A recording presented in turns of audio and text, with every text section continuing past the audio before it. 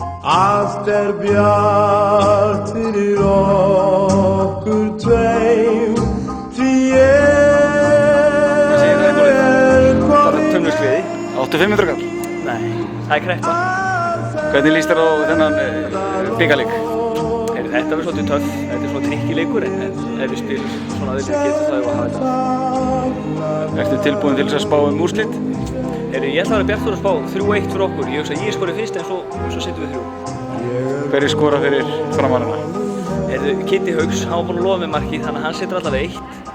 Svo hugsa ég að Halldór Hermann rifji upp taktafræði fyrra og setjum 2.